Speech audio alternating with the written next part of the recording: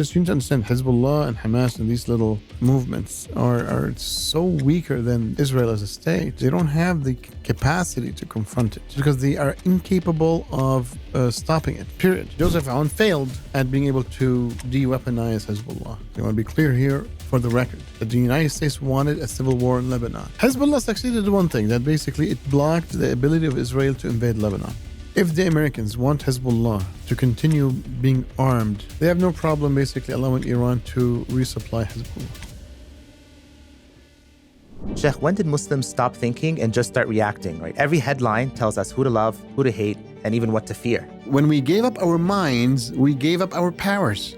The Rasul Sallallahu Alaihi Wasallam have built the Sahaba and taught them to think before they move. Today, we scroll before we think. And that's why we built i3 Politics, right? Not to feed the outrage, but to rebuild clarity. And that's why we launched the Insider memberships, where every month you'll get live Q&As with Sheikh Usta and 2 exclusive episodes every single month. Assalamu alaikum. Welcome to i3 Pulse. Today, Lebanon's president just ordered the army to confront Israel. Is war about to erupt? Is Hezbollah rearming? And who is the unlikely hand behind it?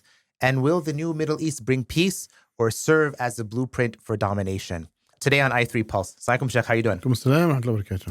So Sheikh, unprecedented turn of events in Lebanon. Israel actually entered on the ground with a few soldiers, and they killed a municipal worker in Southern Lebanon. They stormed the town hall. Now, the Lebanese president, Joseph Aoun, responded by ordering the army to confront any Israeli incursions. What's going on here? Well, first and foremost, I would say basically this is a showcase or showing off of again, being like a strong leader, trying to protect Lebanon. The Lebanese army cannot face the Israeli army. Like, you need to understand what's happening here is that Hezbollah made an argument that if we disarm, who the heck is going to protect Lebanon? What is known for the last, since the 1981-82, when Israel first invaded Lebanon, is that the Lebanese army cannot stand a chance. Okay, it's just too small of a country, too small of an army, too broken as an army due to sectarian divide. And the south is where the bulk of the Shia are, right? So Hezbollah says, look, if we drop our arms, like nobody's there to protect us. We will get slaughtered, basically. And not only that, not only us, basically Beirut will be occupied again because it was done before, and so forth. So that's why even basically I would say some good portion of the Lebanese population, non-Shia, like the Sunnis and Christians, still basically understand that, hey, look, if we really want to be true to Lebanon, we should have some other formula to resolve this issue of Hezbollah's weapons without totally taking it away from them. Again, they're a minority in both Sunnis and Shia because at the end of the day, the whole Lebanese political theater works on sectarianism, right? Every single sect has their own political party that, is always vying for power. But so this is what I see. I see basically the president really being just showing off that we can protect the borders. Here we go. We threaten Israel and they're not going to do it again. Now, Israel's been doing this for there's thousands of incursions they've been doing over just from November 5,000, around 5,000 incursions, exactly. And so after the ceasefire. Exactly, since November 2024. Yeah. So why say this now? And does this whole thing mean that the Lebanese government is actually taking a more pro-Hezbollah stance now? No. That's not going to happen. It's sadly, again, I'm a person who grew up in that civil war in Lebanon. I was super young, single digit. But what you need to understand is that there's no such thing. It's every single sect it just sees everybody else as enemies. Sadly, it's like there's no such thing as Lebanese fabric. So everybody's looking at the other as with wary intentions. That's really it. And Joseph Aoun failed at being able to de-weaponize Hezbollah. So he failed that was his duty. That was his the reason he was elected, and the elections of the president, and after that the prime minister was allowed by the Americans, was endorsed by the Americans, is because that his job was to remove the weapons of Hezbollah. He failed. Now, Sheikh, going back to those comments, Like for me, when I see something and Israel entering Lebanon so many times, and then now the president saying, okay, sending soldiers down, the Lebanese armed forces, after all this time, like I'm starting to think, is there something going on behind the scenes? Like what's pushing this guy beyond just trying to look tough? Because he's been embarrassed for like 5,000 incursions into his country. Like why now? Well, he did allow, I guess. So look, the Americans were pushing for demilitarization of Hezbollah, Mm, and these incursions is to basically add pressure. mm, And I don't think they will stop anyway, mm, right? If they're stopping for a political maneuver. mm, And the Christians in Lebanon have no problem aligning with Israel, mm, zero problems. And so these are facts, So it seems basically that the United States understood that pulling Hezbollah's weapons away, the Israelis don't want to do it because it's going to be costly. And if the Israelis cannot do it, definitely the Lebanese army is not going to be able to do it. It's going to cause a civil war. And I think this was the unified message of the Lebanese politicians of all sects, basically, that if we confront Hezbollah, it's going to be just basically a bloody civil war for the next 20, 30 years. So, Sheikh, as you mentioned, the U.S. has been pushing the Lebanese government to disarm Hezbollah. So just on the past Saturday at the International Institute of Strategic Studies, there was a dialogue event. So different ministers, generals, envoys across the Middle East and to Bahrain were speaking. Tom Barrack, right, the U.S. envoy to Syria, started speaking about his thoughts on what's going on in Lebanon. There, by the way. So Lebanon is a failed state. There's no central bank. The banking system is bust. Riyad Salameh, the head of the central bank, has been indicted all across Europe. There's $60 billion missing from the Lebanese banking system. There's another $75 billion. If you take $50 billion of Euro bonds plus interest, you have $130 billion of state debt. They refuse to do a gap assessment. They refuse to deal with the World Bank. They refuse to deal with the IMF. The Electricité du Liban, like the Bank du Liban, is bust, is broke. There's no electricity. You have electricity, you need a private generator. You want water, you need private water. You want education, you need private water. So what's the state? The state is Hezbollah. You go south, Hezbollah gives you water, gives you an education, gives you a stipend, has 40,000 soldiers. LAF, Lebanese Armed Forces, has 60,000 soldiers. The only problem is the Hezbollah soldiers make $2,200 a month. The LAF soldiers make $275 a month. So speaking about what you were saying about the Hezbollah being very strong, and then I want to get your thoughts on this part here. Soldiers have 15,000, 20,000 rockets and missiles. The LAF soldiers are driving old Jeeps, some AK-47s. So which army is which? What's happening here? So the idea of disarming Hezbollah, in our opinion, it's not reasonable to tell Lebanon forcibly disarm one of your political parties. Everybody's scared to death to go into civil war. The idea is, what can you do to have Hezbollah not utilize those rockets and missiles? You have a moment in time. So he's now no longer speaking about disarming. He's saying to no longer use it. So is the U.S. now kind of, stepping back? And why is he walking back from this disarmament statements from before? I think the United States failed.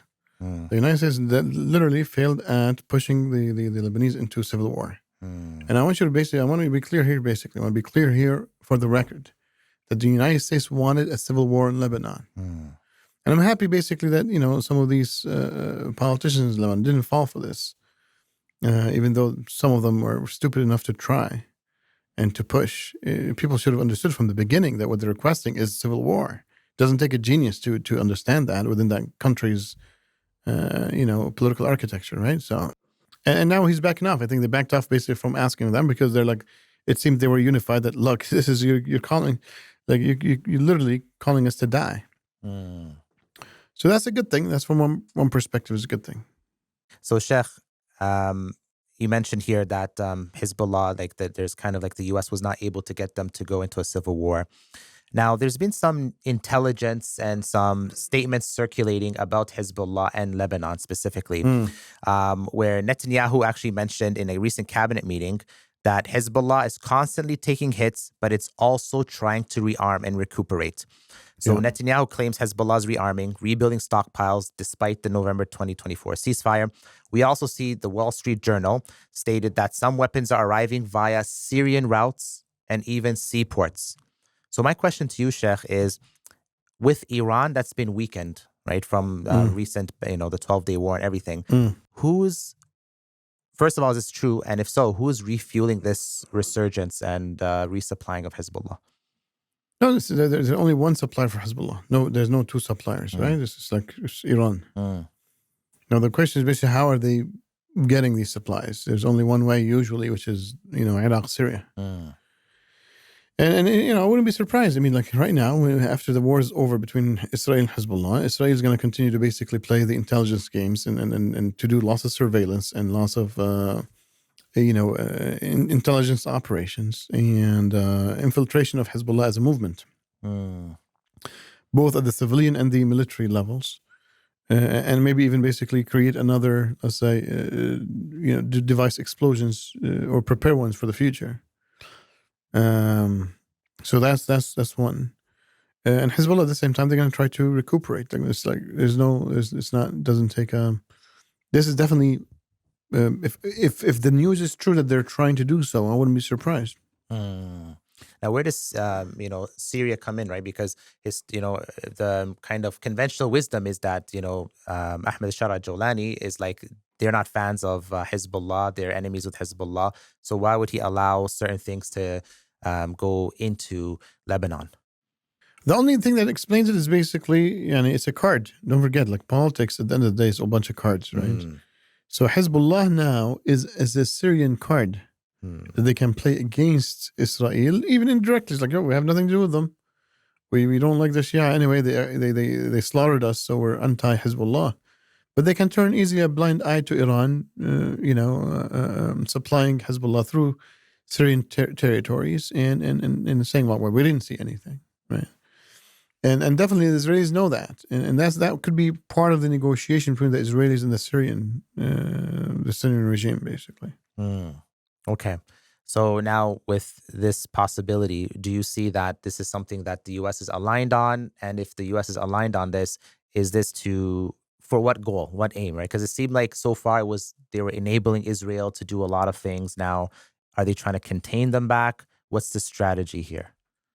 Look, if we understand that the United States strategy in the Middle East is continuous turmoil, and there's nothing else. It's not like basically there's like a loss of oil in Lebanon for the United States to steal it or whatever it is.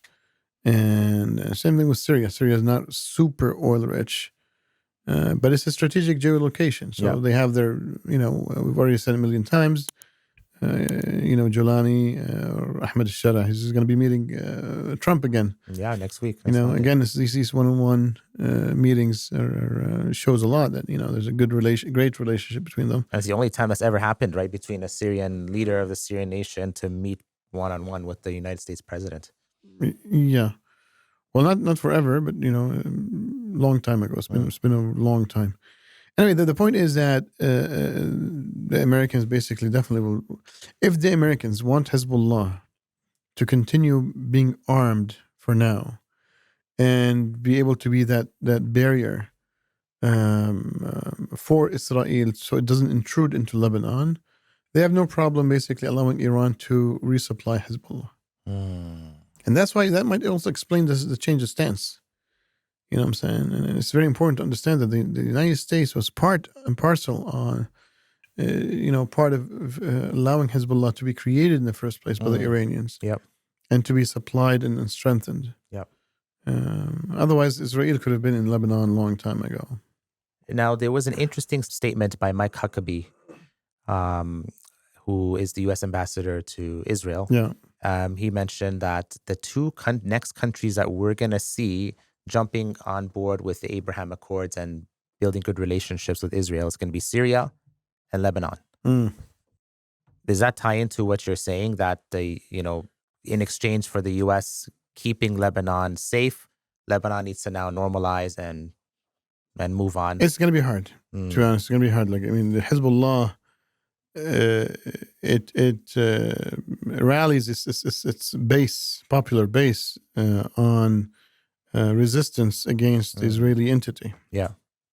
So signing an Abraham Accord, I think they'll just that will basically crumble Hezbollah as an entity in Lebanon. Unless they I don't know. Like it's this is a tough one to see, but it's going to be very hard to do so. And they always have said basically Lebanon will be the last one. Even the ex-presidents, if I'm not mistaken, like I don't want to quote names for now, but basically, if I remember correctly, basically consistently have said Lebanon will be the last one to normalize relationship with Israel. So after all the Arab states do it, the Lebanese government, again, this is not the Shia speaking, this is a Christian president or the Sunni prime minister saying that Lebanon will be the last. So I wouldn't basically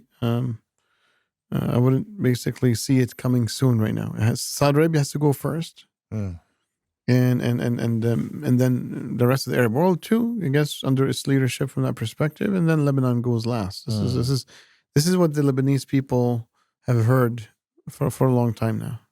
Now, one question comes to mind, Sheikh, just that really confuses me and probably other viewers is, Hezbollah has been like very silent since the ceasefire, right? Israel's been hitting them, pummeling them, like just recently killed like 4 or 5 of their members too. Why is Hezbollah, like, are they because they're very weak? They can't do anything? What would you think their strategy would be? Yeah, like you need to understand, basically, Hezbollah was almost like, I don't want to say obliterated, but it was seriously, not just weakened. I think Hezbollah was infiltrated to a place where almost basically, had difficulty functioning. Now, it recuperated very quickly, I have to admit. But that being said, they have no solution for the vast bombardment of Lebanon. Like Israel says, look, you wanna throw some rockets, fine, but we'll destroy your country. This is the new norm here between Hezbollah and Israel. So Israel could basically kind of kill people here and there from within their from Hezbollah.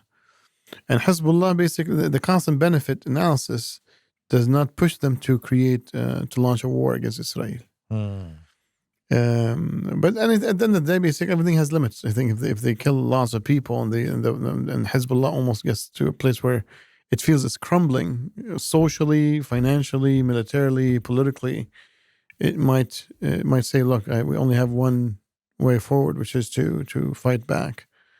But the Israelis, I guess, they know how much to hit too. So it's like, so that the reason they're silent is because they are incapable of stopping it. Period.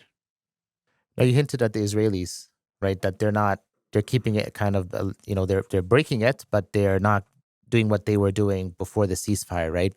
Now, with the whole situation in Gaza, things being, that peace deal and ceasefire that Donald Trump was speaking about, would it make sense for Netanyahu to have a new enemy, right? To mobilize his base around it, his country around it, and will Lebanon be this new front? No, I think what happened the last couple of years is done. I think to a certain extent, I mean, there is a possibility for the Israelis to launch a war in Lebanon, but but that's for one reason, to just like obliterate Hezbollah. That's what's left there, really. I don't foresee it happening soon, but definitely in the future, without doubt. But if it happens way sooner, I'll be a little surprised. But it will happen. Yeah, I'm not gonna, or at least Israel will try. It's part of the plan. So that needs to be understood. It's just you need to understand Hezbollah and Hamas and these little movements are so weaker than Israel as a state. They don't have the capacity to confront it. You see what I'm saying? Hezbollah succeeded in one thing, that basically it blocked the ability of Israel to invade Lebanon through asymmetrical warfare. That's the only thing they succeeded in. But the Israelis have been able to really destroy lots of stuff from through the fighter jets and the F-35s and through the Air Force. So, bringing this podcast to a close, Sheikh, I want to get your reactions to 2 clips. This is from the same, a conversation that Tom Barrack had at the Manama Dialogue. So it's really up to the Lebanese. It's not up to America. America has no skin in this game. America's point of view, this president says, I'm all for counterterrorism. Who's a terrorist? Hezbollah. You have 27 Shia ministers. You have in the parliament. It's a paralyzed government, governed by the foreign terrorist organization who has death to America, death to Israel. So your heart is with the Lebanese people. My heart is with the Lebanese people, and my message is really simple. America is not going to get deeper involved in a situation in which you have a foreign terrorist organization and a failed state dictating a pace and asking them for more resources, more money, more help. So does this mean that the U.S. now their previous attempt was to get them into a civil war. Does this mean that the U.S. is just going to pull its hands out of the situation and just seems like they're just kind of washing their hands off the Lebanese government fully at this point? Yeah, this would basically mean that they're going to keep it until, things become so hard that, people will be choking. So they're giving them two choices, civil war or death. You see what I'm saying? Or like death, slow death of famines and high inflation and so forth. Now, what's the goal, right? Is the goal, because we've spoken with other countries in the Middle East and in the Muslim world, right? Further to break them into smaller pieces. Is it just to keep them fighting in Lebanon, to build actual flare up some warfare within the country? Is it to actually have the country now divided up even further beyond what happened at Sykes-Picot? What's the kind of the end game here? Lebanon is so small. You could still split it, sadly. You can split it easily into like 3 pieces, even 4 if you really want to go into the nitty gritty. But so yeah, I mean, look, the Americans don't care really as much. I mean, it seems basically the only request they have is de-arm Hezbollah. The Lebanese were unified on, no, we're not going to do that because that leads to civil war. And now basically this could be the only American response. Like, okay, well, you're on your own right now. But let's see, we have to trace that. Like all these, you can't just basically get the political statements of people. We have to see the actions and where the interest lies. So we need to wait and see if they'll allow this country to go into, let's say, a place of. Don't forget, the Iranians are supporting Hezbollah to continue, and he already said, he's like, look, if you go to Hezbollah areas, there's water, there's electricity. Yeah. So the United States they're abandoning the Sunnis and the Christians. You see what I'm saying? So they're weakening their side of the story. And that's why I wouldn't take this. I wouldn't rush concluding whatever he's saying as true. We need to see what they're going to be doing. Could have the opposite effect, that the country could actually fall completely into the hands of Hezbollah then, if they're the ones that are strong. It's too sectarian for it to do that. Yeah. And maybe they already basically have lots of influence. So, final thing, the future of the Middle East, right? Somebody asked Tom Barrack a very good question about the failed interventions continuously happening by the U.S. into the Middle East. And here's his thoughts post-Ottoman Empire. He has his little analysis and what the future will hold. Since the fall of the Ottoman Empire, everything that the West has done has been a mistake. Taking the colonial mandate and placing it on tribes and flags in religious context has never worked. It just has never worked. So all those centralized models have failed. What's worked is benevolent monarchies.